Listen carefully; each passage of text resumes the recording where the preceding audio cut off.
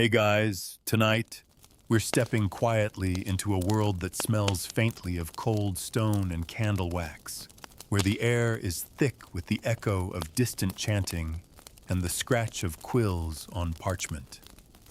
You're not just visiting, you're about to become a child in a medieval convent.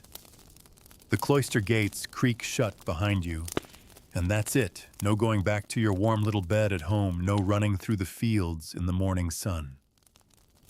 You're here now, locked into a life that isn't entirely yours, in a place where the rules are older than memory.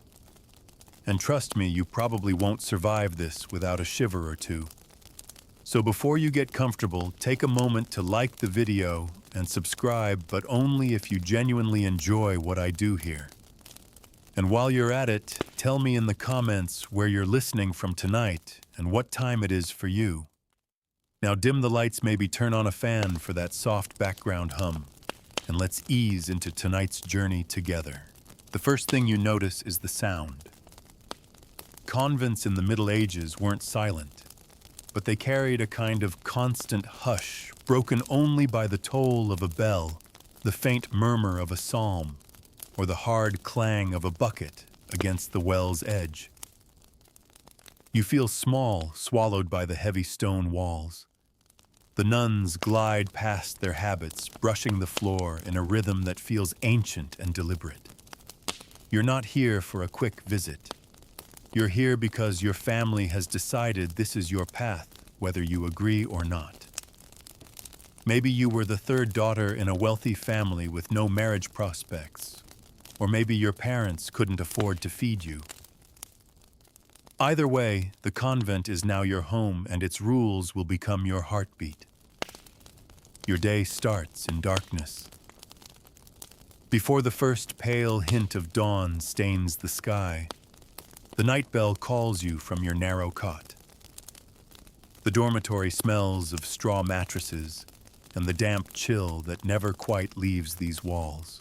You rub your eyes and pull your woolen habit tighter against your body. There's no time for the luxury of a slow wake-up. You shuffle into line with the others, bare feet on icy stone toward the chapel.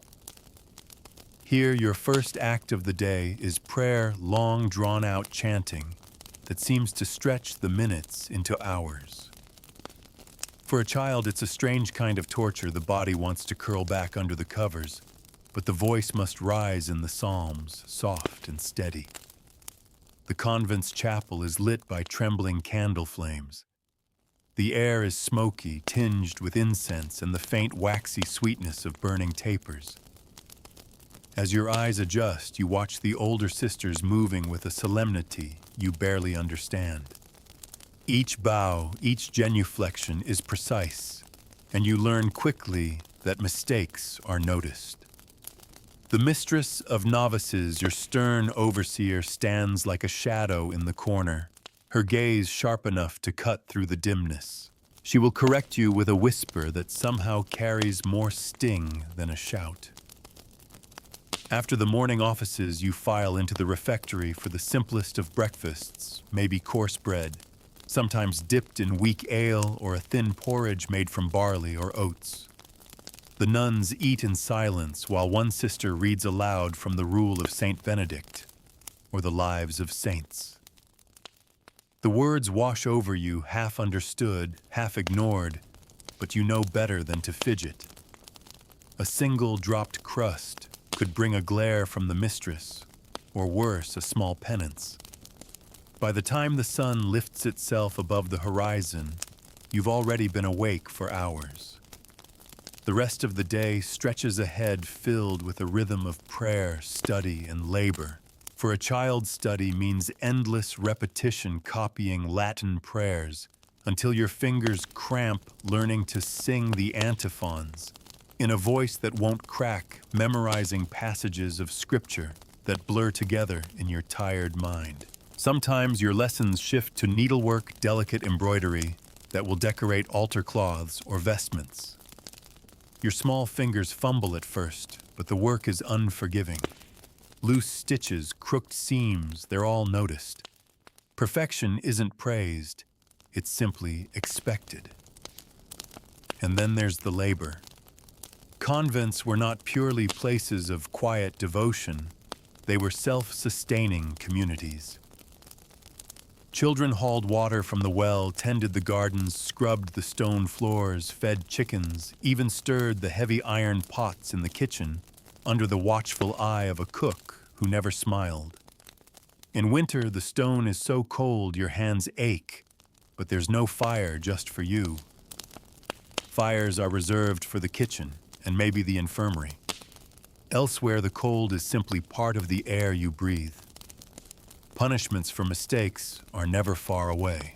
Sometimes they're physical, a swat on the hands with a wooden ruler, a few lashes with a switch, kneeling for hours on bare stone while you whisper prayers for forgiveness. Sometimes they're subtler, being made to fast for a meal, given extra chores, or shunned in a way that makes you feel invisible. The idea is to teach humility, obedience, and fear of sin.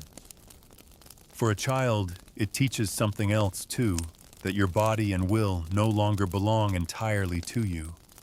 Yet in the stillness between tasks, you begin to notice small details that anchor you. The way sunlight spills like honey through the cloister's arches, dust motes spinning lazily in the beam.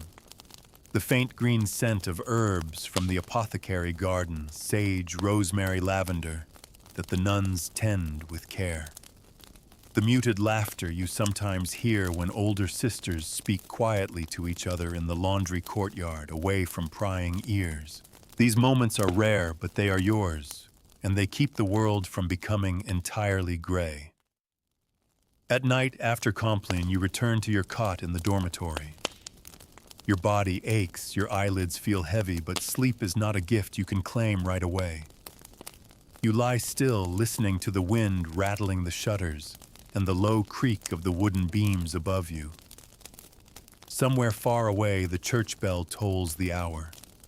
Tomorrow will be the same as today, and the day after that will be no different.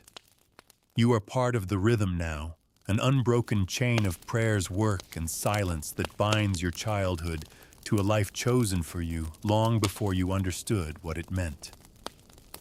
You drift towards sleep with the faint scent of wax and cold stone still clinging to you, knowing that the darkness before dawn will come far too soon.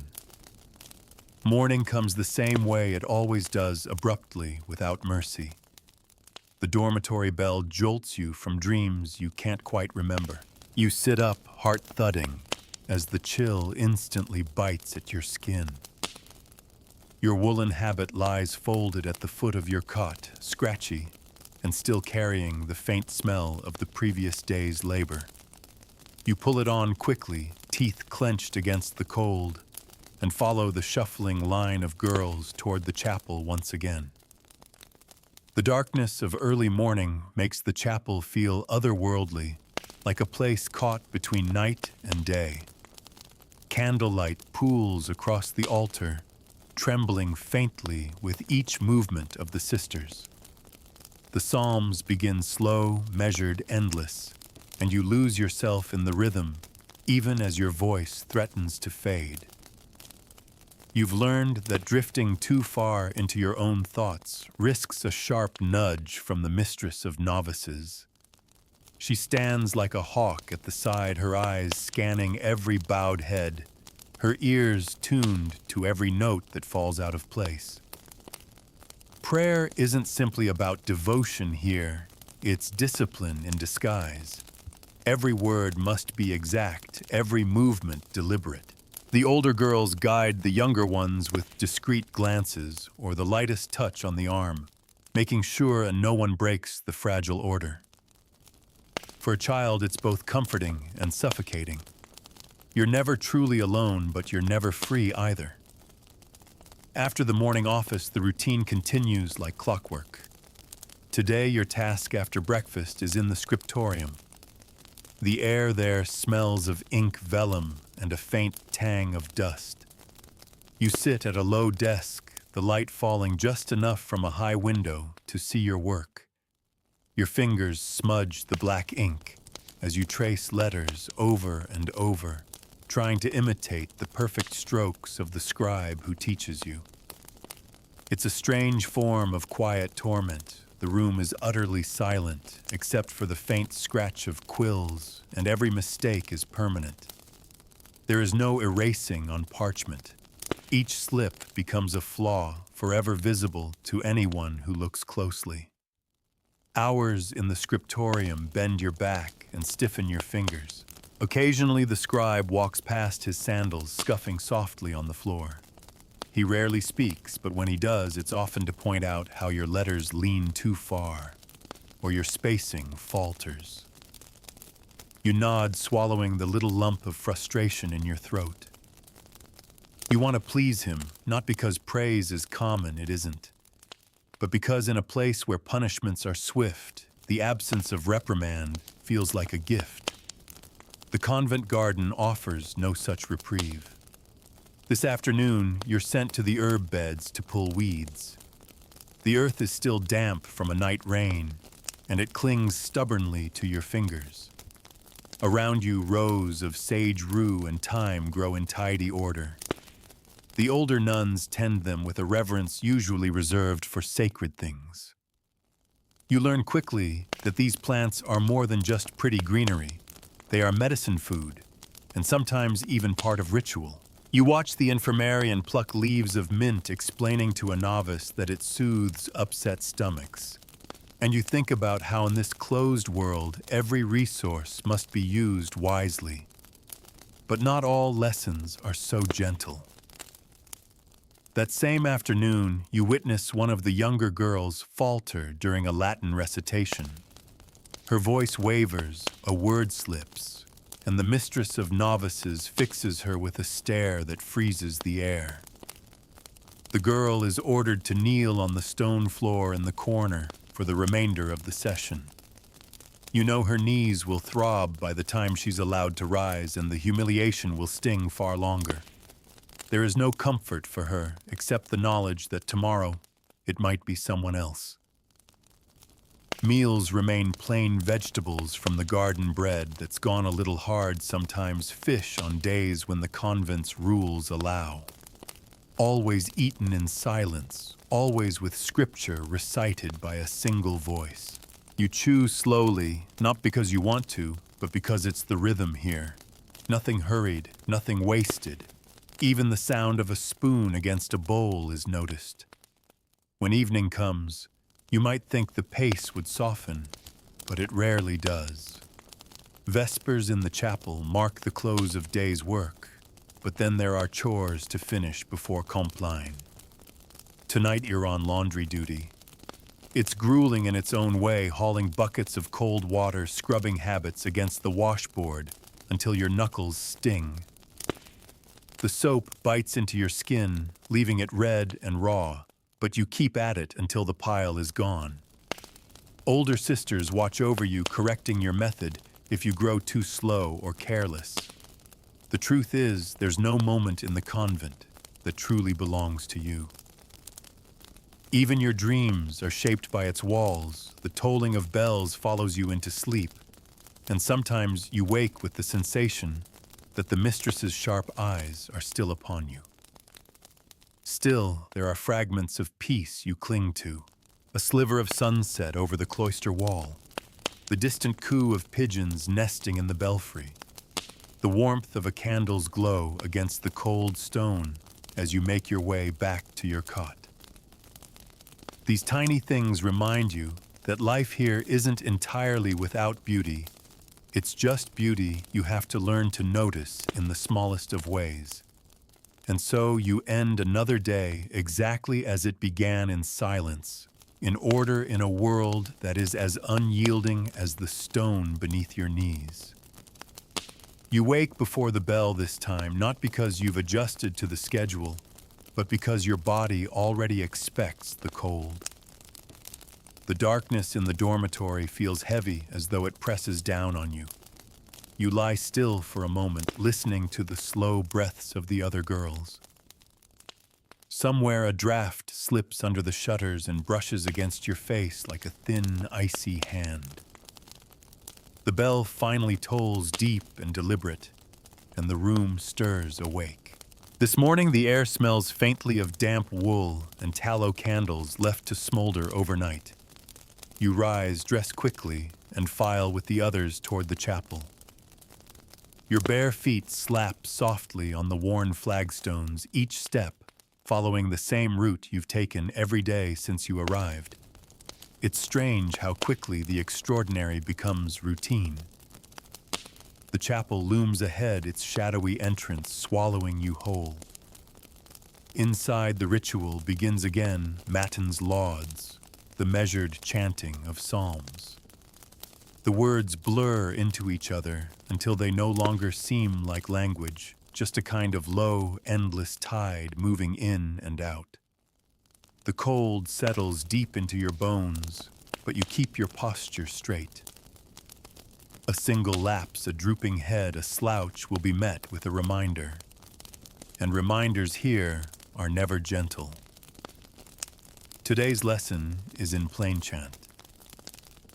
The mistress of novices stands at the front of the small choir, her hands shaping the air as she guides the pitch and rhythm. You've learned that the music is not meant to be beautiful in a worldly sense. It's meant to be pure, stripped of ornament, as if beauty itself must be offered humbly. Your voice blends with the others, and for a fleeting moment, you feel something you can't quite name, a strange unity that is both comforting and unsettling. After breakfast, bread that crumbles into coarse crumbs in your hands. A sip of thin ale, you are assigned to the kitchen. The cook, a tall, broad-shouldered sister with a permanently furrowed brow, puts you to work peeling root vegetables. The paring knife feels clumsy in your small hand, and you focus intently on each stroke. Around you, the kitchen hums with quiet efficiency. Pots clank, ladles scrape against cauldrons, the fire spits and hisses. The smells here are different, earthy, smoky, edged with the tang of onions and herbs. You find yourself breathing more deeply, grateful for the hint of warmth the hearth provides. But the warmth is only temporary. By mid-morning, you're sent to help carry water from the well. The bucket's wooden handle digs into your palms, and the water sloshes against your legs as you walk. You learn to balance your steps, to move steadily so the precious liquid isn't wasted. It's not just about doing the job, it's about doing it without complaint. In the convent, silent endurance is its own virtue. One of the older girls whispers a warning to you later in the day. The mistress has been in a foul mood. You keep your head down, your work precise. You've seen what happens when her patience runs thin. Sometimes it's a public correction, a sharp rebuke that burns your cheeks with shame. Sometimes it's a private penance handed down in the quiet of the cloister walk, where no one can hear but the cold stone walls. The afternoon lesson is in embroidery again. You sit in a long row of girls' needles in hand, thread trailing across your laps like spider silk. The work demands stillness, and stillness demands discipline. A dropped needle, a tangled thread, and you'll feel the mistress's presence behind you before she even speaks. Yet there is a strange kind of solace in the repetition. The in-out pull smooth until the cloth beneath your fingers begins to bloom with careful patterns. Later, you tend the garden with 2 other novices. The air is crisp and a faint mist clings to the ground. You kneel among the herbs, your fingers brushing over leaves still beaded with dew. There's rosemary here and rue, and something the infirmarian calls comfrey. She explains, without looking up from her work, that its roots are used for healing broken bones.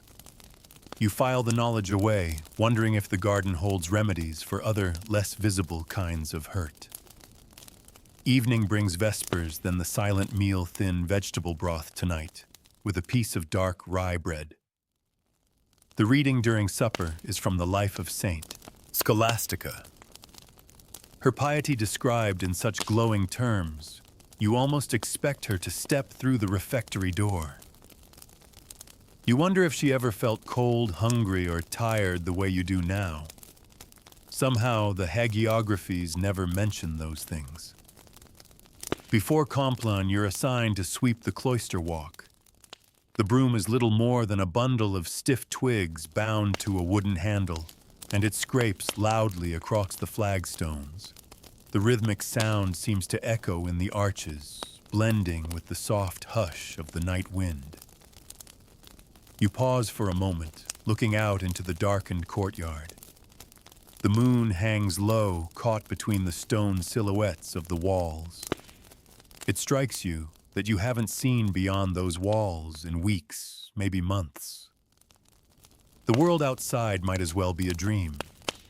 When the final prayers are said and the candles snuffed out, you return to your cot. The dormitory is cold again, but the heaviness in your limbs pulls you toward sleep quickly. You close your eyes, and the day folds in on itself, becoming just another in a long chain of days. And still, somewhere deep inside, you keep a small corner of your mind untouched, a place where the bells don't ring, where the air isn't cold, where no one is watching you all the time. You visit it just before you drift off, as the darkness claims you once more. The cold is sharper this morning, the kind that seeps into your bones before you've even left your cot. The bell sounds in the dark, each toll heavy and patient, as if daring you to move any slower than its pace. You sit up your breath, a pale ghost in the air. Around you, the other girls shift under their thin blankets, the rustle of cloth and the creak of beds echoing faintly in the cavernous dormitory. No one speaks. Words are not meant for this hour. The chapel is a shadowed world when you arrive. Candle flames flutter against the gloom, casting tall, wavering figures along the stone walls. Matins begins with the same slow chant as everyday voices weaving together into a droning river of sound. Your mouth shapes the Latin words automatically now, though their meanings still swim beyond you like fish darting in deep water. The mistress's gaze moves among you, alert for any faltering. She seems more watchful than usual, her posture taut. You keep your eyes lowered, your hands folded just so. By the time Lauds ends, a faint grayness has begun to bleed into the stained glass windows. Breakfast is small as always, a hunk of bread, a swallow of ale that leaves a trace of bitterness on your tongue. You eat quickly in silence while a sister reads from the rule. Today's passage speaks of humility, how a child of God must hold no pride, speak only when spoken to obey without question. You can't help but think that here humility is not merely a virtue, it is survival. After breakfast, you're sent to the laundry yard. The cold bites at your fingers as you plunge them into the wooden wash tub, the water so icy it feels like knives. You scrub linen habits against the washboard, your hands reddening and raw. The nuns work with the same steady pace they give to every task, and you follow suit, biting down on the urge to pause. The laundry yard smells faintly of lye soap and damp cloth. Overhead, the clouds hang low, promising snow. When your hands are too numb to feel the cloth anymore, you're reassigned to the scriptorium. The shift in work brings no relief here. The challenge is the relentless precision demanded of you. The room is hushed, the air tinged with the metallic scent of ink. You take up the quill, its feather tickling your wrist, and dip it carefully into the inkwell. Your task today is to copy the day's antiphons onto a narrow strip of vellum. Every line must be straight, every letter crisp. A blot of ink or a crooked curve will earn you a stern glance from the scribe and perhaps extra work. The hours stretch until the light outside fades into a watery midday. You're called away to the refectory for the noon meal, a ladle of lentil stew and a wedge of coarse rye bread. Again, a sister reads aloud this time from the lives of the Desert Fathers describing the austerities they endured. You think not for the first time that their world doesn't sound so different from yours, only yours has stone walls instead of desert sands. The afternoon brings garden duty. The earth is stiff with frost, but the work must be done. You kneel by the cold soil, pulling up the last stubborn weeds before winter fully claims the ground. Beside you, the infirmarian collects dried seed heads in a basket, murmuring to herself about planting next spring. You notice how she handles the plants with a gentleness absent from the mistress's discipline. It's a reminder that kindness still lives here even if it hides in small corners. Later, a younger novice is caught whispering during embroidery. The mistress appears without a sound, her eyes narrowing. The girl's face drains of color as she's told to hold her arms out straight, a heavy psalter balanced across them. You know the punishment, your own arms once trembled under the same weight. It's not the pain itself, but the length of it, the slow ache that burns deeper with every passing minute that makes it so cruel. As the day wanes, the bell calls you to vespers. The chapel feels warmer now, the candles brighter against the early night. You sing the psalms with weary precision, the notes rising and falling like the breath of the building itself. When it's over, supper is a modest affair, barley porridge, a few boiled greens. You eat without tasting, more focused on finishing before the bell calls you again. The final chore of the day is to sweep the cloister walk.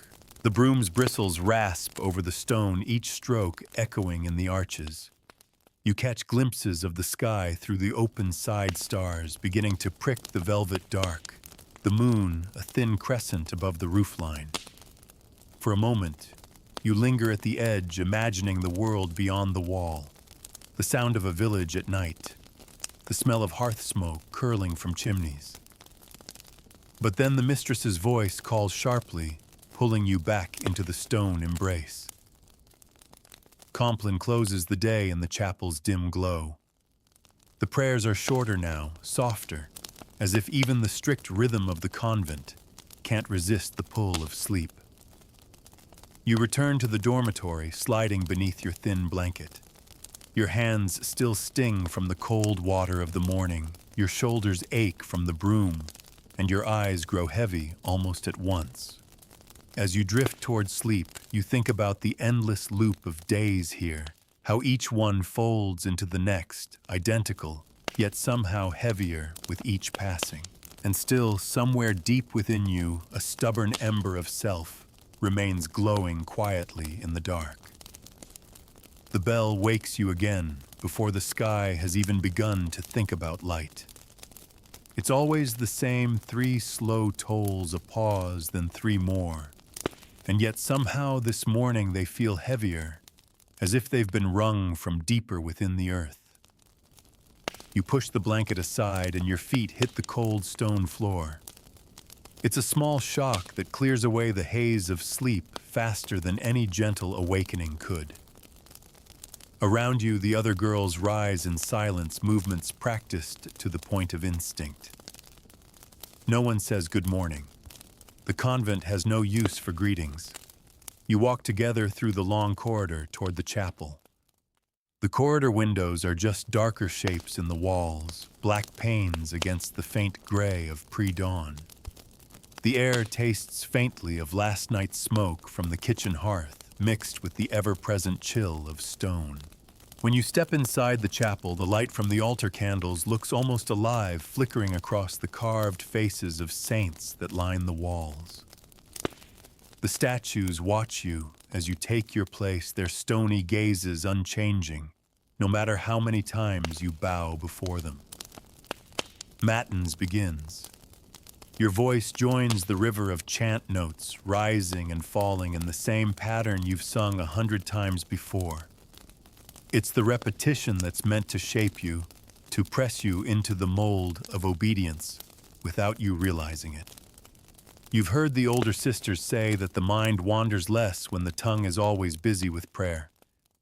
Maybe that's true, but you've also learned to tuck small thoughts away, let them drift quietly under the surface of the chant where no one can see them. When lauds ends, you follow the others into the refectory for breakfast. Bread and ale again, the crust harder this morning, the ale sharper. A sister reads from the rule, her voice steady as she speaks of silence, how even necessary speech should be rare, how idle talk is a danger to the soul. You think of how rarely you hear laughter here, how quickly even a whispered joke can be snuffed out. Your morning assignment is in the kitchen again. The cook sets you to grinding barley in the heavy stone quern. The work is slow, the handle stiff, and your arms begin to ache almost immediately. You keep your head down, eyes on the grain, as it becomes coarse meal beneath your hands. The sound of the quern stone is a low, grinding hum that somehow feels older than the walls around you. When the work is done, your forearms throb, and your palms are gritty with flour. Later, you carry baskets of vegetables to the storeroom. The root cellar smells of earth and damp wood. You stack turnips and carrots in neat rows along the shelves, careful not to bruise them. It's quiet here, almost peaceful, though you know you can't linger. The convent's rhythm allows no pauses beyond the ones it grants you. After the midday meal, pea soup and bread, you're led to the scriptorium. Today, the work is to illuminate the margins of a manuscript. The older scribe shows you how to lay gold leaf with the lightest touch, how to let it catch the candlelight without wrinkling. Your fingers tremble with the delicacy of it, and you breathe slower just to keep your hand steady. The gold catches the dim light and glows faintly, a tiny shimmer of beauty in a world that rarely makes room for such things. The afternoon turns bitterly cold. You're sent to the cloister garden to help gather firewood. The woodpile stands against the north wall, the logs dusted with frost. Your fingers stiffen around each piece, but you carry them one by one to the kitchen without complaint. Complaints don't belong here, they only mark you as weak, and weakness draws attention you don't want. By the time Vespers arrives, your limbs feel heavy. The chapel is warmer now, the candles throwing wide halos of light against the stone. You sing the psalms in the measured voice you've been taught, each note in its place. As you glance down the line of novices, you notice the same stillness in every face, the same careful neutrality. In this place, even your expression must obey. Supper is plain porridge with a sprinkle of dried herbs and quickly finished. The last chore of the evening is cleaning the refectory floor. You work with a stiff brush, scrubbing at the worn boards until your knees ache. The scent of the day's meals still lingers here, mingled with the sharp tang of lye soap. As you work, you notice tiny cracks in the floorboards, crumbs caught in the seams, faint scuffs from decades of feet passing over the same space. It occurs to you that every inch of this place has been worn down by hands and feet just like yours, year after year. Compline closes the day. The candles burn lower the air in the chapel cooler. The final prayers feel softer somehow, though. You know that's only the weariness settling into your bones. When you return to the dormitory, you lie on your cot and stare at the dark rafters overhead. Somewhere outside, an owl calls once, twice. You think of the gold leaf from the manuscript still on your fingertips, the way it caught the light like a secret. It's a small thing, but here small things matter more than anyone will ever say aloud. The cold is so sharp this morning, it feels like it could slice through the wool of your habit. Even before the bell, your breath curls in pale ribbons above your blanket. You lie there for a moment, knowing the instant your feet touch the floor, the day will claim you completely. The bell tolls and the dormitory stirs, bodies moving in near silence, the faint rasp of fabric, the creak of old boards underfoot. No one lingers. There's no space in this place for hesitation. The corridor to the chapel smells faintly of damp stone and smoke from last night's hearth fire. Candles along the walls flicker faintly, their light barely touching the edges of the cold. Inside the chapel, Matins begins in that same slow, deliberate rhythm you've grown used to. The chant folds over itself like the layers of the habit on your shoulders, familiar, heavy, and unchanging. The mistress's eyes roam over the rows of bowed heads. You match the pitch carefully, not daring to let your voice stray even a fraction. Lauds follows without pause, and by the time it ends, a faint silver has begun to glow behind the chapel's narrow windows. Breakfast is as predictable as the prayers, bread with a crust that scratches your gums, ale that still tastes faintly of the cask. A sister reads from the rule about patience in adversity, her voice even as if the very idea of resistance has been forgotten. You keep your gaze on your hands folded neatly in your lap. Your first task is in the scriptorium, where the air smells of vellum candle wax and a faint tang of metal from the ink knives. The scribe assigns you to prepare parchment sheets, scraping them smooth with a curved blade, then rubbing them with powdered pumice. The blade catches now and then, making your shoulders tense. The work is both tedious and exacting, and each sheet must pass under the scribe's fingers before it can be used. When he nods, it feels like a rare victory. By mid-morning, your hands ache from the scraping, and you're sent to the kitchen to help with the midday meal. The cook hands you a knife and a basket of leeks, their papery skins clinging to your fingers as you peel them. Steam from the boiling pot curls in the air, dampening your face and blurring the edges of the world into something softer. But the cook doesn't allow idling. Once the leeks are in the pot, she sends you to grind dried peas into flour with a heavy pestle. The rhythm of pounding and turning becomes a kind of wordless prayer in itself. After the noon meal, pea porridge and bread, you are assigned to the laundry yard. The water is so cold your fingers feel almost numb before you finish the first habit. You wring each one until your wrists ache, then hang them along the line strung across the yard. The wind tugs at the wet fabric, snapping it like sails. You can feel it cutting through your sleeves, chilling you to the bone. The afternoon brings embroidery work again, this time in a narrow room just off the cloister walk. The mistress moves slowly among the rows, her steps silent on the stone. You bend over your hoop, stitching a border of gold thread around a linen altar cloth. The gold catches the dim light in tiny sparks. Each stitch is small, precise, unyielding, much like the life here itself. Across the room, a girl drops her needle, the faint clatter sounding far louder than it should.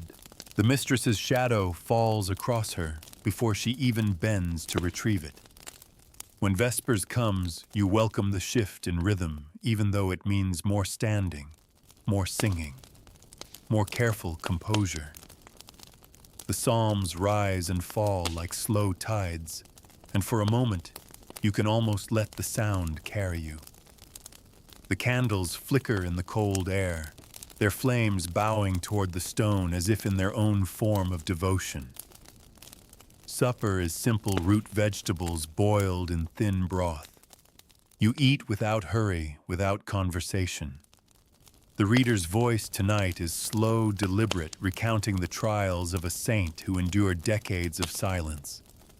You wonder if she ever longed to scream just to hear her own voice. The last task of the day is tending the chapel candles. You trim their wicks with small curved scissors, the charred ends falling softly into your palm. You replace the ones burned low, setting fresh ones in their holders. The smell of warm wax is comforting. In a way you can't explain, it lingers even after you leave, following you into the cool stone corridors. Compline comes at last. The prayers are short, the chanting soft, the shadows deep. You walk back to the dormitory, the sound of your own footsteps muffled by the straw mats in the hall. When you slip under your blanket, your fingers still smell faintly of wax and leaks. Your shoulders ache, and your eyelids grow heavy almost at once. You think about the gold thread in the altar cloth, the way it caught the light. It's such a small brightness in the endless gray. But you hold it in your mind as you drift toward sleep, letting it glow quietly in the darkness. You wake in darkness to the same slow toll of the bell, its voice deep and deliberate echoing through the dormitory rafters. The air feels colder than yesterday, if that's possible. And for a moment you hesitate under the thin blanket, your breath making small clouds in front of your face. But hesitation is dangerous here. You swing your legs out of bed, and your bare feet meet the stone, the shock biting up through your bones. The girls move like a silent river toward the chapel. The corridor smells faintly of damp linen from yesterday's laundry, the scent mingling with the ever-present coolness of stone. Candles along the walls sputter faintly, their light too thin to chase the shadows. You slip into the chapel's dim interior and take your place. The statues of saints watch from their alcoves, their carved eyes fixed on a point far beyond you. Matins begins, and your voice joins the others in its slow rise and fall. The chant wraps itself around you like the wool of your habit, weighty, unchanging, unavoidable. The mistress paces quietly along the line of novices, her eyes lingering on each bowed head. You focus on keeping your voice steady, careful not to drift off key. The notes feel like the only thing tethering you to the present moment. Lauds follows without pause, and by the time it ends, a thin gray light filters weakly through the chapel windows. Breakfast is bread again, but the crust is softer this morning, and the ale a touch less bitter. A sister reads from the rule about the dangers of idleness, warning that an idle mind invites the devil. You find yourself thinking that no such danger exists. Here, idleness is the rarest thing in this place. Your morning work is in the kitchen, sorting through baskets of root vegetables brought in from the storeroom. The air is warmer here, heavy with the earthy scent of carrots and the faint sweetness of parsnips. You brush the dirt from each one, stack them neatly, and carry them to the cook. She says nothing, simply nods toward the next task, grinding salt from coarse blocks into fine grains with a pestle. The sound of stone on stone becomes your world for the next hour, steady and dull. By mid-morning, you are sent to the cloister walk to scrub the flagstones. The bucket of water is cold enough to sting your fingers with each dip of the rag. You work in slow arcs, darkening the stone with each pass. The cloister is open on one side to the courtyard, and the cold wind moves freely through its arches. Your knuckles ache, but you keep going, careful not to miss a patch. The mistress passes through, once her footsteps quiet, her eyes sweeping over your work. She says nothing. That's the closest thing to approval you'll get today. The midday meal is barley gruel with a small hunk of bread. The reader's voice carries over the sound of spoons scraping bowls, telling the story of a saint who fasted for 40 days. You think about the gnawing in your own stomach and wonder how she survived. But here, hunger is never truly surprising. It's just another thread in the weave of your life. This afternoon, you are sent to the scriptorium. Your task is to mix ink from oak galls, iron salts, and water. The oak gall dust clings to your skin, leaving a faint itch. You stir the mixture slowly, watching it deepen from pale brown to a rich, heavy black. The scribe shows you how to test it with a quill, the ink spreading cleanly across the parchment. He nods once, then sends you to your desk to begin copying. Each letter is deliberate, each curve exact. A slip of the quill could ruin an entire page, and the thought makes your shoulders tense. Later, you join the others in the garden to gather herbs before the frost takes them. The rosemary is sharp and resinous under your fingers, the thyme delicate and earthy. You tuck sprigs into small bundles, tying them with rough twine. The infirmarian thanks you softly, her voice one of the few gentle ones you hear in a day. As evening falls, Vespers calls you back to the chapel. The light from the candles seems warmer now against the dark, the chant rising like slow smoke. You keep your voice steady, letting it blend into the whole. Supper is a thin vegetable broth eaten under the steady rhythm of Scripture. The reader's voice tonight is lower, slower, like a lullaby meant for the devout. Before Compline, you are sent to refill the oil in the chapel lamps. You carry the heavy clay jug carefully, the smell of the oil strong and earthy. The lamps hiss softly as you top them up, and for a moment you're bathed in their small golden light. It's one of the few truly warm glows you'll see all day. Compline ends the day and you return to your cot. The dormitory is silent, except for the faint creak of wood and the wind outside. You curl under the thin blanket, your fingers still smelling faintly of rosemary and lamp oil. You hold on to those scents as you drift toward sleep, because they are proof that somewhere in all this grayness, small traces of life remain. The bell's toll is your alarm, as it always is, deep, steady, and final. By now your body wakes almost in rhythm with it, the sound folding into your dreams, until you're pulled up from sleep like a stone from water. You push back the thin blanket, feeling the cold coil instantly around you. The dormitory is a faint haze of shadows. Girls move like wraiths toward their folded habits, dressing in silence. The boards creak softly under bare feet. You join the narrow stream of novices heading to the chapel. The corridor air is damp, carrying the faint smell of last night's extinguished candles and the mineral scent of stone that has soaked up centuries of breath and footsteps. A candle in a wall sconce flickers as you pass, casting your shadow long and thin across the wall. Inside the chapel, the air is colder still, but alive with the low murmur of settling voices before matins. The statues remain at their eternal vigil, their eyes fixed past you, their carved mouths forever closed. Matins begins, and the chant rolls forward like the tide. Your voice weaves into it without thought, each syllable a step in the path you walk every morning. The mistress moves between the rows, the swish of her habit brushing the floor. She carries no staff yet. Her presence alone feels like one, a constant reminder to stand straight, sing, true obey without pause. Lauds passes in its unhurried, relentless way. When it's done, the faintest thread of light shows in the sky beyond the narrow windows. In the refectory, breakfast is bread and ale again, though today the bread is stale enough to make your jaw ache. A sister reads from the rule about obedience, her voice flat but unwavering. A true servant obeys without delay.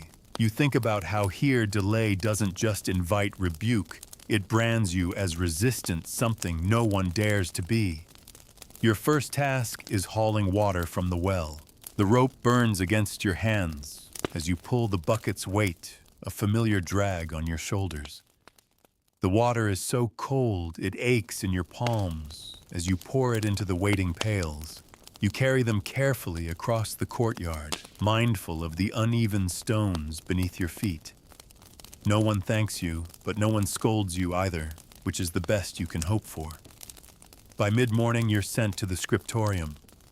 The air inside is still and smells faintly of lamp oil and dust. Today's work is repairing a torn page from an old book. You brush paste along the ragged edge, lay a strip of thin vellum over it, and smooth it gently with a bone folder. The scribe watches his face unreadable until he nods and turns away. You keep your breathing steady. Small successes here are quiet, almost invisible things. The midday meal is fish stew, face thin with more broth than flesh and bread that crumbles at the touch.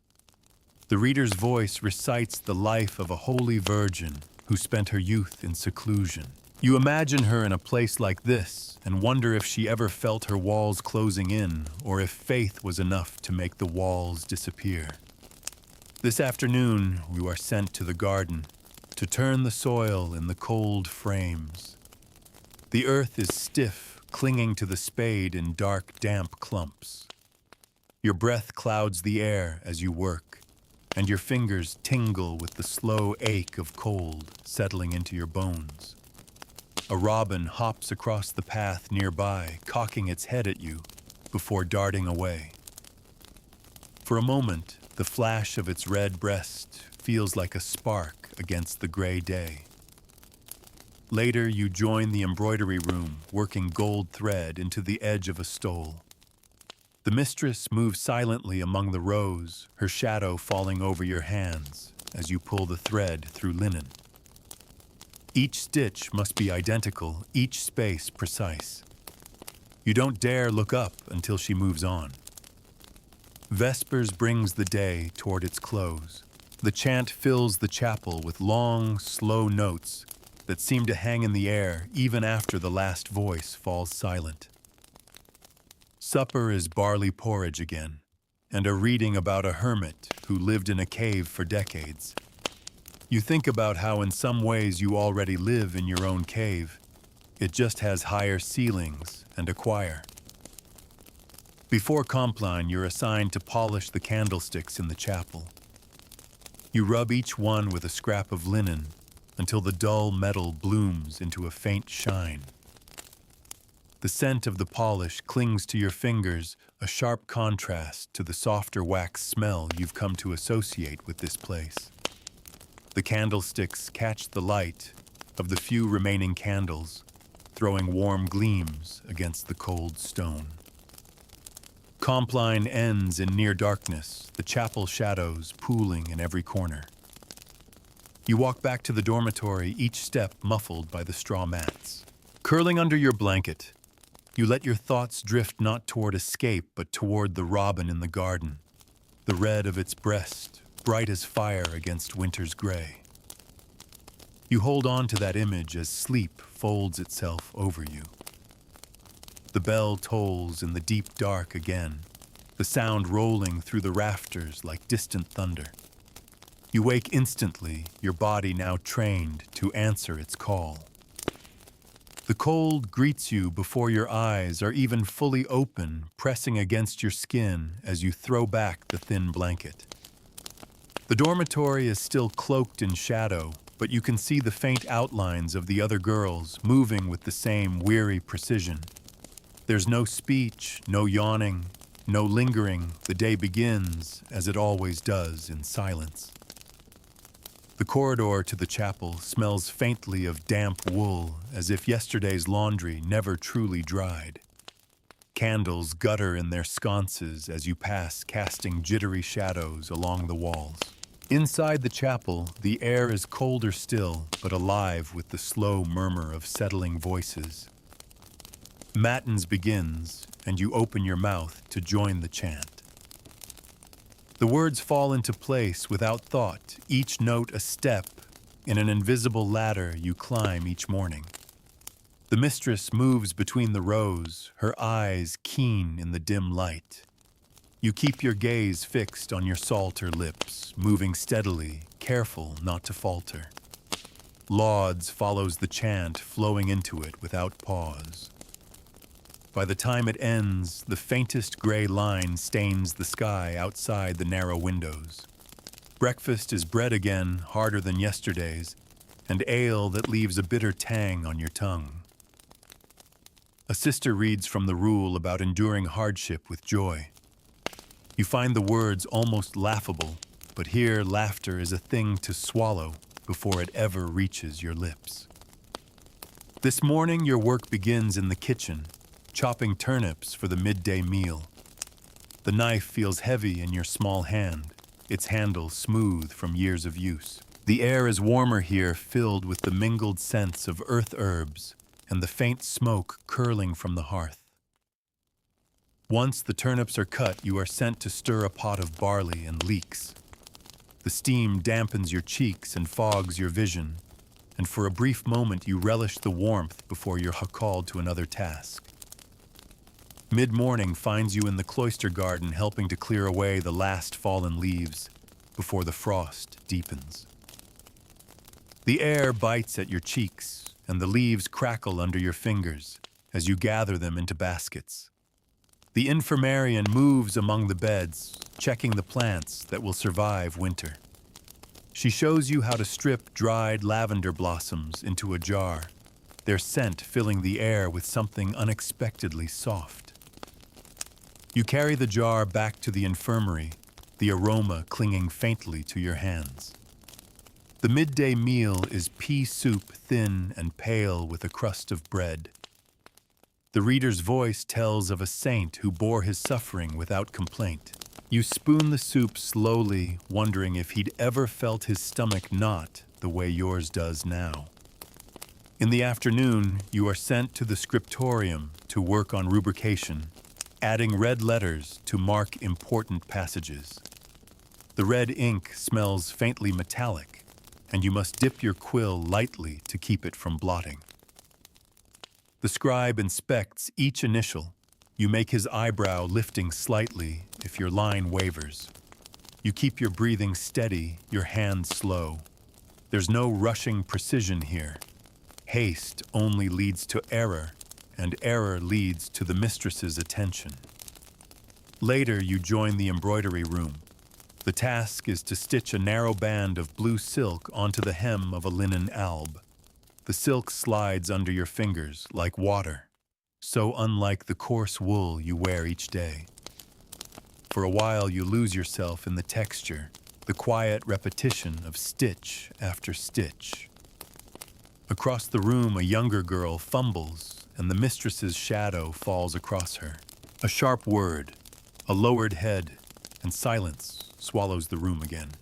Vespers comes as the sky darkens the chapel warmer now, with candlelight pooling across the altar.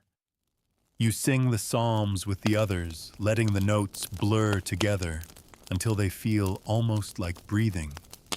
Supper is root vegetable broth, eaten as a sister reads from the life of another silent hermit.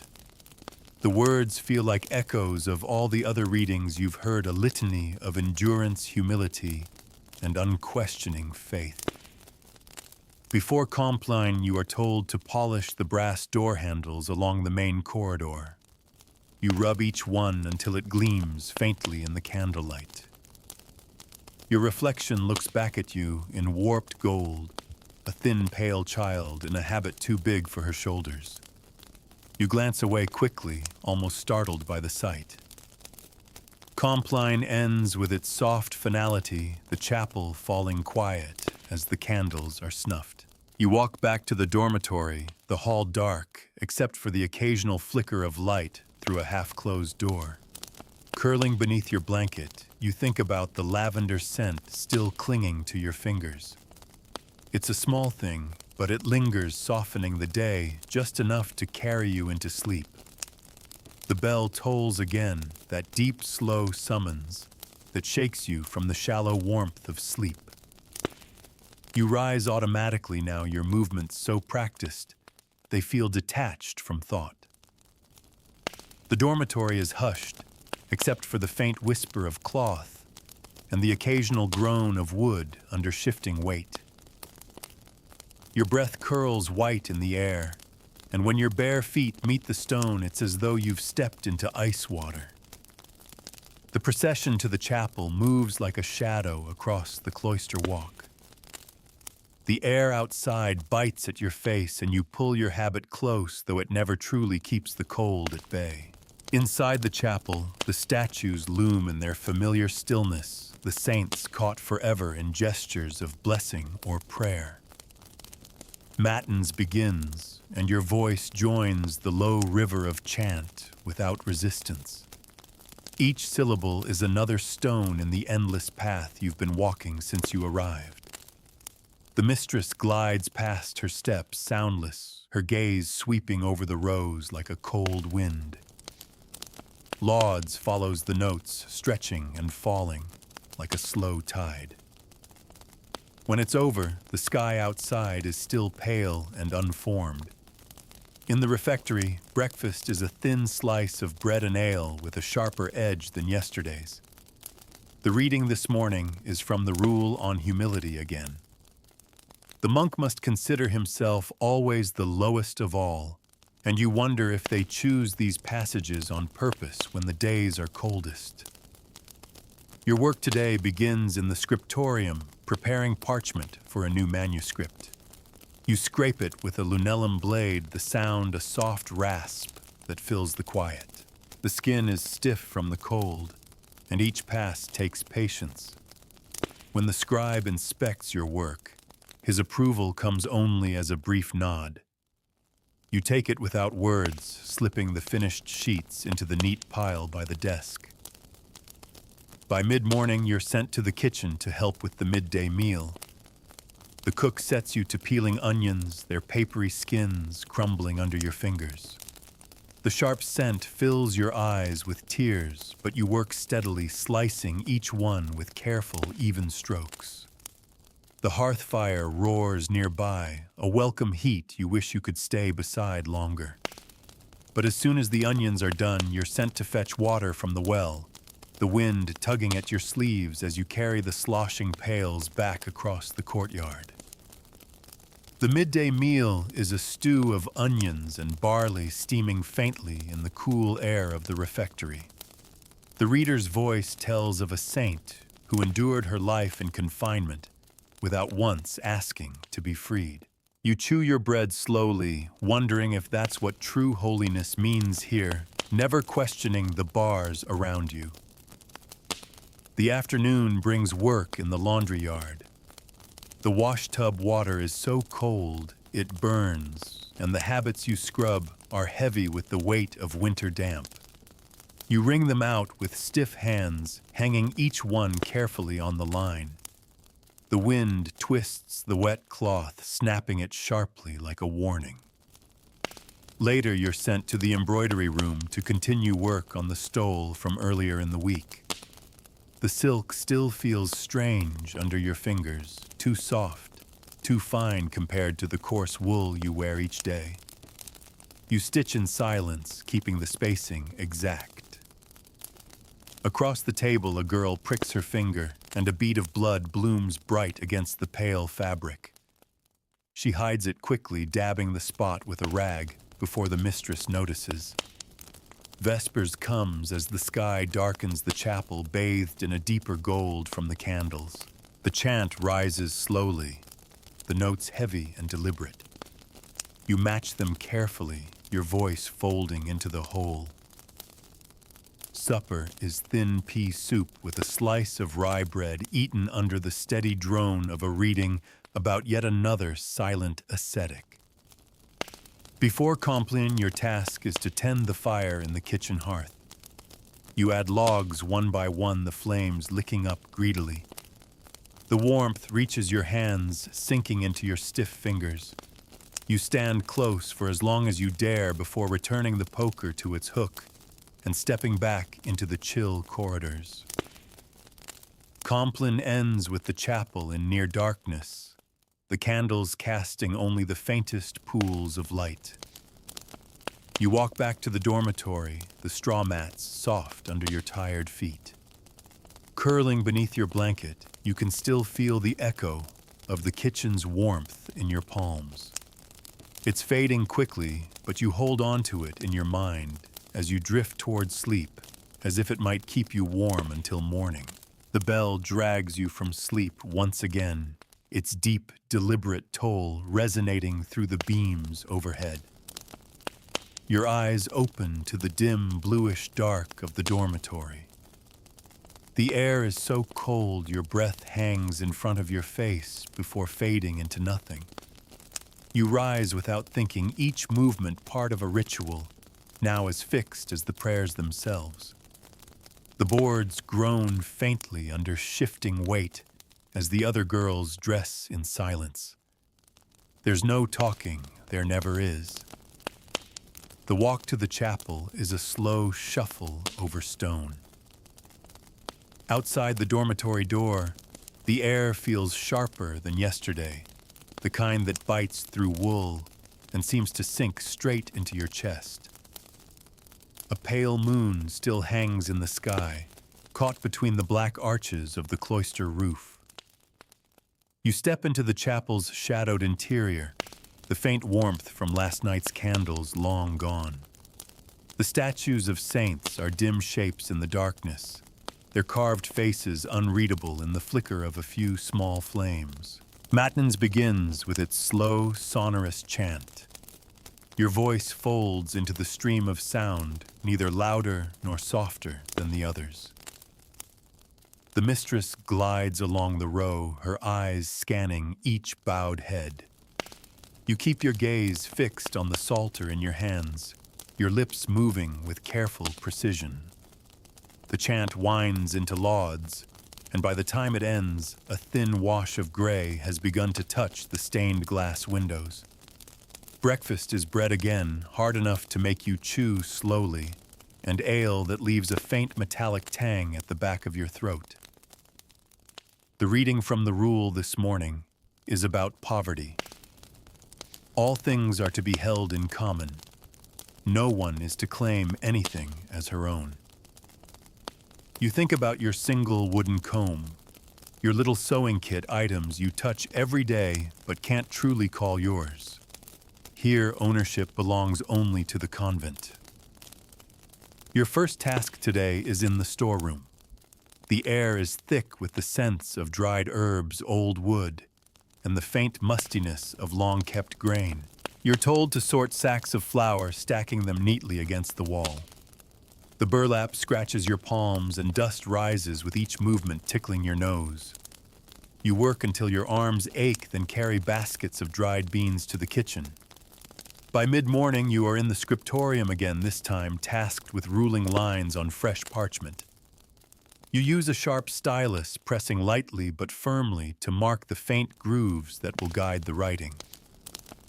The work demands a steady hand, and the faint scrape of metal against skin-smooth parchment becomes a kind of background music.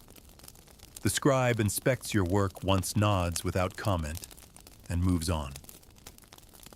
The midday meal is barley gruel, thicker than usual, perhaps because the cook added extra grain. The reader's voice tells the story of a saint who wore the same garment for years until it fell apart on her back. You glance at your own habit, coarse and worn, and think that you could probably do the same without much trouble. The afternoon takes you to the garden to help the infirmarian cut the last of the autumn rosemary. The plants are woody and sharp under your fingers, their scent strong enough to linger even as the wind bites at your cheeks. You bundle the sprigs with twine, setting them in baskets for drying. The infirmarian explains how they'll be hung in the warmest part of the kitchen to keep their fragrance through the winter. Her voice is low, but there's a gentleness in it that feels rare here. Later, you are sent to the embroidery room, working blue silk into the edge of an altar cloth. The silk glides between your fingers, softer than anything you own. Across the room, a girl sneezes, and the mistress's sharp glance sweeps over her like a blade. No word is spoken, but the silence deepens. Vespers draws the day toward evening. The psalms rise in the chapel, the candles making small islands of gold in the deepening shadows. Supper is turnip soup, thin but hot eaten, as the reader tells of another hermit who lived in constant prayer. The words blur together after a while, different names, same virtues, same hardships.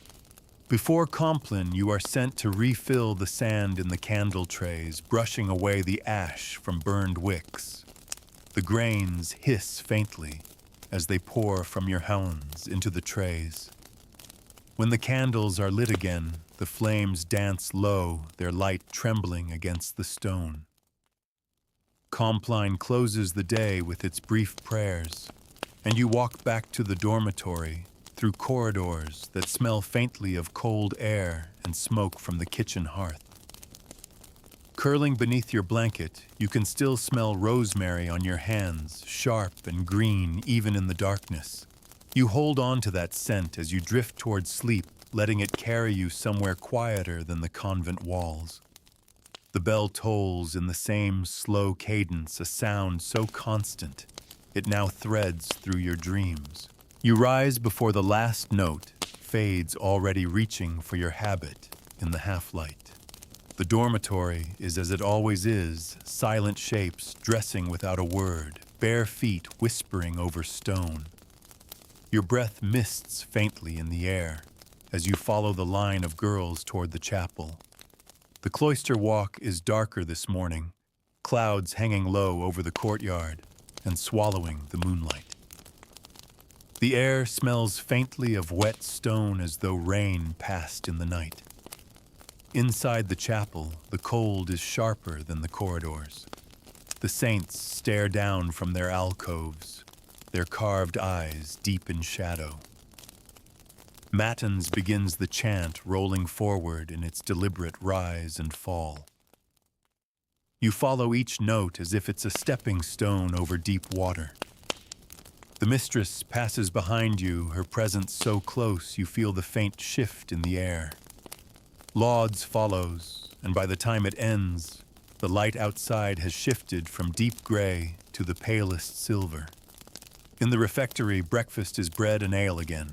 Today's reading from the Rule speaks of the dangers of murmuring, how even silent discontent can poison the soul. You focus on chewing slowly, because here even thoughts feel like something you must guard. Your morning work is in the kitchen, pounding dried herbs into powder for the infirmary. The pestle thuds softly against the mortar, the scent of sage and lavender rising with each grind. It's warm near the hearth, and you linger a little too long between tasks, letting the heat soak into your hands before the cook calls you to peel turnips. Their skins curl away in pale ribbons, the sound soft against the crackle of the fire. By mid-morning, you're sent to the laundry yard. The water in the tub is icy, numbing your fingers almost instantly.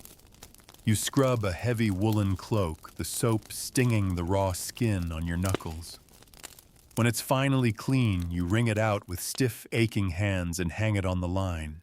The wind makes the wet fabric slap sharply against the posts, the sound carrying across the yard. The midday meal is carrot and barley soup with bread. The reader speaks of a saint who endured long winters in silence and prayer. You think of the cold in your own bones and wonder if holiness feels any warmer when you're the one enduring it. The afternoon brings a task in the scriptorium, trimming the edges of finished pages with a sharp knife so they align perfectly. Each stroke must be smooth, each corner square. The knife whispers through the vellum, the sound strangely satisfying in the stillness. When you stack the trimmed sheets, their edges line up in a perfect block, and you feel a small, quiet satisfaction that you won't dare voice. Later, you're called to the garden to collect the last of the leeks before frost ruins them. The soil is cold and clings to the roots in damp clumps. Your fingers sting as you work, but you loosen each plant carefully, shaking the earth away. The smell of fresh-cut leeks clings to your hands, sharp and green. Vespers arrives with the early dark. The chapel glows with candlelight shadows stretching long across the floor. The chant is slow tonight, each note lingering in the air like breath on a cold window. Supper is pea porridge with a scattering of dried herbs eaten as the reader tells of another recluse whose days were filled with fasting and prayer. Before compline, you are sent to clean the brass lamp fittings in the chapel. You rub them with a cloth until the metal catches the light, warm against the deep chill of the air. The faint tang of polish clings to your fingers even as you leave. Compline closes the day. You walk back to the dormitory in near darkness, the corridors lit only by the occasional candle in a wall sconce. Sliding under your blanket, you curl your cold hands against your chest. The smell of sage and leeks lingers faintly, and you hold on to it as though it might follow you into sleep. The bell wakes you before the dawn once again, its deep tone reverberating through the wooden beams above your head. The sound no longer startles you. It's simply the pivot around which your days turn. You swing your legs over the side of the cot, the floor so cold it feels like it could burn your skin. Around you, the other girls move like shadows, the quiet rustle of cloth, the only sign of life in the dim dormitory. The cloister walk is dark this morning, the air heavy with the scent of damp earth drifting in from the courtyard. Somewhere far away you hear the faint trickle of water from a downspout, the remnant of a light rain in the night. You step into the chapel's chill, the air still holding the faint scent of extinguished candles. The saints stare down from their niches, the flicker of the altar lights catching on their carved brows. Matins begins the chant as slow and steady as the tolling of the bell that woke you. Your voice slips into the rhythm without effort, the Latin syllables rolling from your tongue as if you've known them your whole life. The mistress glides along the line of novices, her gaze sharp but unreadable. You keep your eyes fixed on your psalter lips, moving in perfect time with the others. Lauds follow seamlessly, the psalms stretching like a long thread you can never see the end of. By the time it's done, the first pale light is seeping into the sky. In the refectory, breakfast is a crust of bread and a swallow of ale that leaves a faint sourness behind. The reading is from the rule this time about the necessity of absolute obedience. A true servant, the voice says, submits not only to just commands, but to all commands without question. You lower your gaze to your folded hands. The day's work begins in the kitchen. You're set to grinding coarse salt into fine grains, the pestle heavy in your hand. The grains crunch under the stone, the sound steady and relentless. When the salt is ready, you help chop onions for the noon meal, the sharp scent stinging your eyes until your vision blurs. You wipe them quickly on your sleeve, careful not to let the cook think you're slowing down. By mid-morning, you're called to the laundry yard. The water is cold enough to make your skin ache, and each garment feels heavier than the last as you lift it from the tub. You wring them with both hands, the muscles in your forearms burning, then hang them on the line where the wind immediately catches the damp cloth and snaps it in sharp bursts. The midday meal is turnip stew, thin but hot, served with a piece of dark rye bread. The reader's voice recounts the life of a saint who never left the walls of her convent. Her days a mirror of your own prayer, work, silence.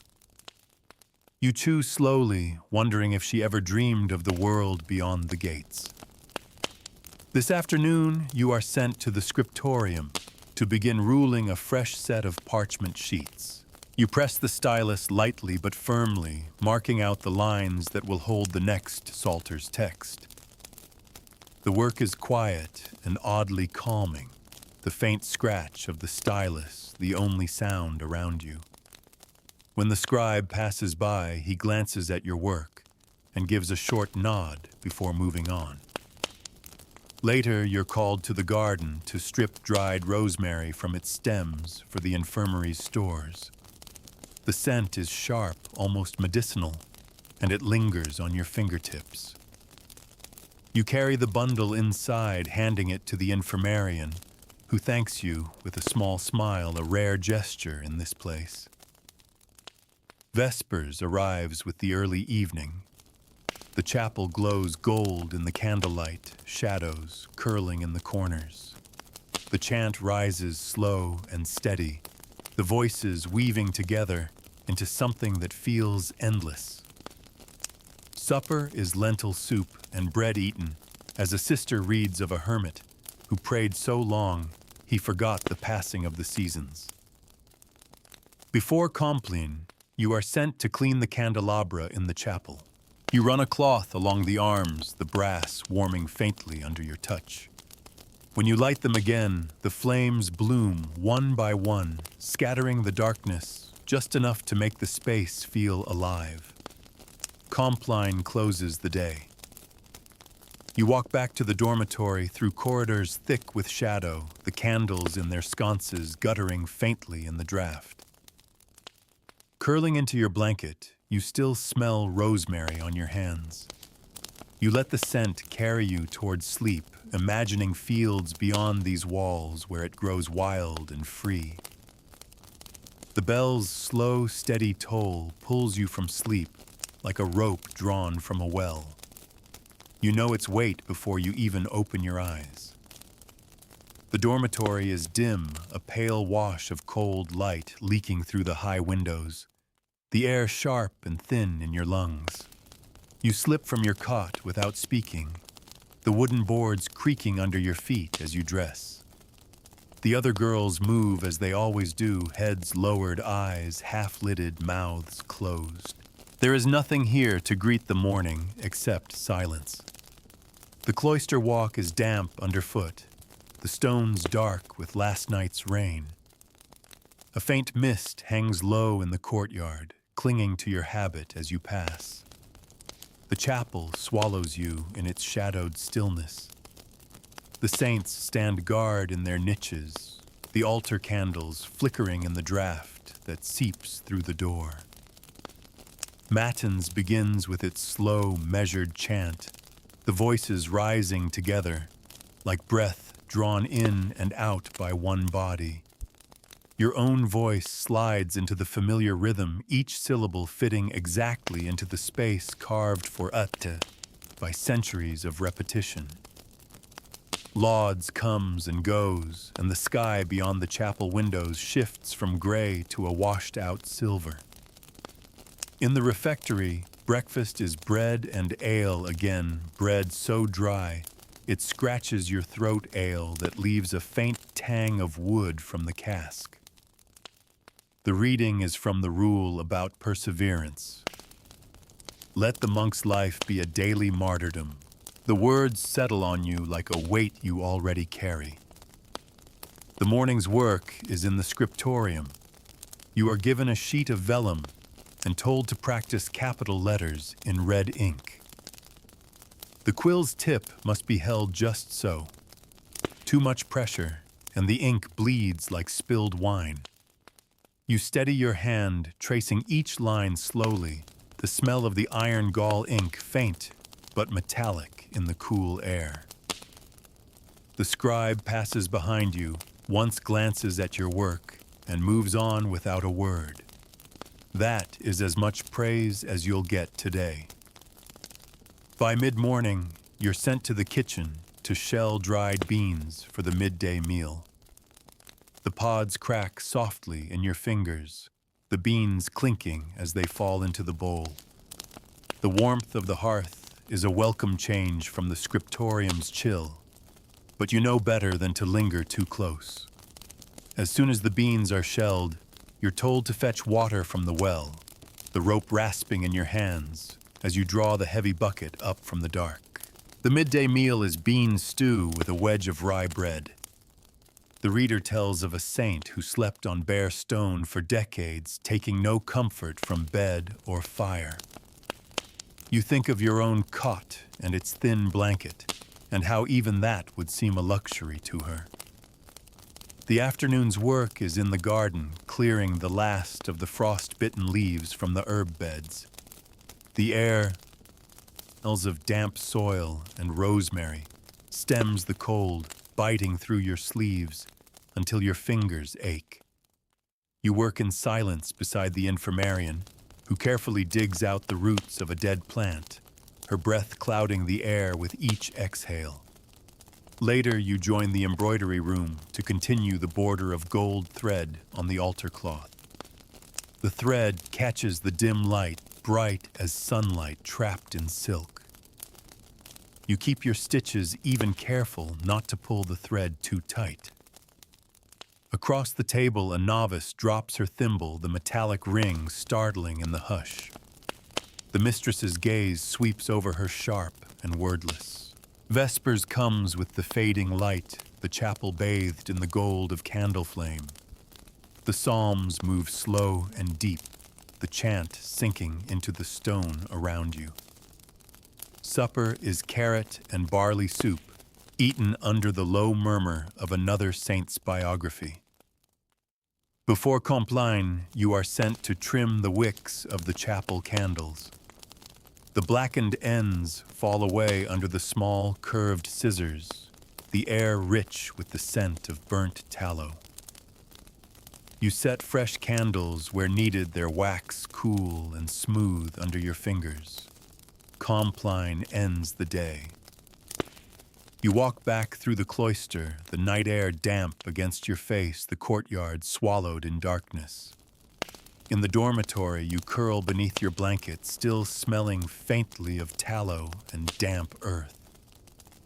You close your eyes and let the day dissolve into the quiet hum that fills every corner of this place, knowing the next will be its mirror.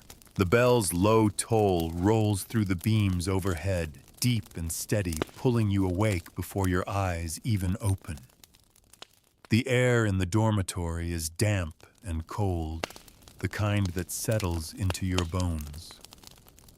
You push back the blanket and step onto the stone floor, its chill shooting straight through the soles of your feet. Around you, the other girls are already dressing in silence, the rustle of cloth, the only sound. The cloister walk is slick with a thin sheen of moisture, the stones shining faintly in the half-light. The sky above the courtyard is a pale, colorless gray, heavy with the promise of snow. Inside the chapel, the air smells faintly of smoke from the night's last embers. The saints stand motionless in their alcoves, their faces caught between shadow and candlelight. Matins begins the chant, low and deliberate, each note falling into place like a bead on a string. Your voice blends with the others until you can't tell where yours ends and theirs begins. Lauds follows the psalms, drawn out like a slow exhale. By the time it ends, a dim winter light leaks into the chapel through the narrow windows. In the refectory, breakfast is the same as yesterday's bread, with a crust hard enough to resist your teeth ale with a bitter edge. The reading today is from the Rule on Constancy. Do not tire of the work set before you, for the work itself is your offering. You bow your head over your folded hands. The morning's work is in the scriptorium. You're given the task of copying a short prayer in neat black ink onto a small scrap of vellum. The quill's tip scratches softly, each letter deliberate, the lines evenly spaced. When you finish, you hand it to the scribe. He glances at it, nods once, and sets it aside. By mid-morning, you're sent to the kitchen to grind barley into meal. The stone quern turns slowly under your hands, the grain crackling as it breaks. The air here is warmer, filled with the smell of wood smoke and the faint sweetness of grain dust. You carry the finished meal to the cook, who pours it into a great pot of boiling water for the midday porridge. The meal is barley porridge with a few shreds of carrot served with bread. The reader speaks of a saint who gave away every comfort she owned, living only for prayer. You think of the small pleasures you still cling to the smell of rosemary, the gold of candlelight, and wonder if they count as comforts here. The afternoon brings work in the laundry yard. The tub's water is near freezing, your fingers going numb almost instantly. You scrub a heavy woolen robe, the soap biting into your skin, and wring it out until your shoulders ache. The wind snaps at the wet cloth as you hang it on the line, droplets scattering like tiny beads of glass. Later, you are sent to the embroidery room to finish the gold border on the altar cloth.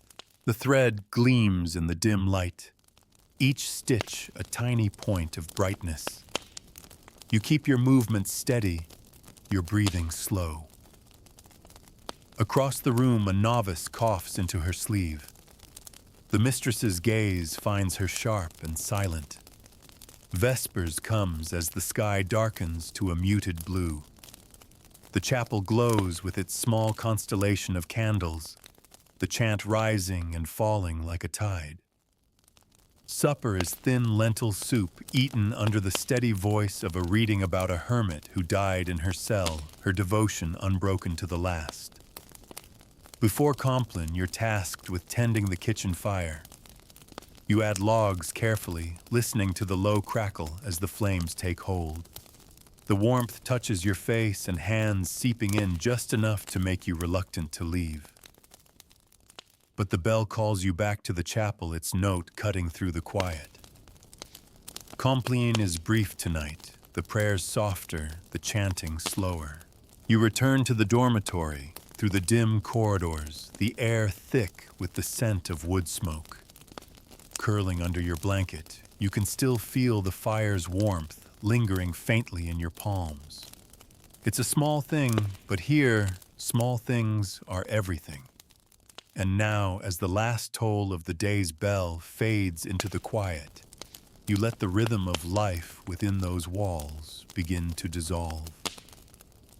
The stone corridors, the damp air, the slow procession from prayer to work to prayer again, they soften into a kind of distant hum. You are no longer the child shivering at dawn, no longer the voice folded into the slow tide of chant. Instead, you drift upward past the cloister walk with its echoing footsteps, past the laundry lines snapping in the cold, past the candle-lit chapel, where shadows cling to the saints. The smell of tallow and rosemary, of damp wool and fresh-cut leeks lingers faintly as you breathe slower, deeper. Those scents begin to fade too, like the last wisp of smoke from a snuffed candle. Your hands, so often stiff from cold and work, loosen now against the blanket. Your shoulders ease. The voices of the novices, once so carefully held in check, melt into the background until they are nothing more than a faraway murmur. The sound of the quill on vellum, the brush on flagstone, the rustle of fabric in the refectory, all become part of the same soft memory. You are no longer bound to the bell's toll. Time stretches here wider and slower than the rigid hours of the convent. The garden's herbs are always in bloom, the sun always warm on your face, the air always still. The world beyond the wall is no longer out of reach, it's simply there waiting. So you breathe in once more, long and even. Let the last scraps of candlelight fade from your mind, and feel yourself resting in a place beyond stone and silence. Here nothing is required of you. Here there is only warmth and quiet and sleep.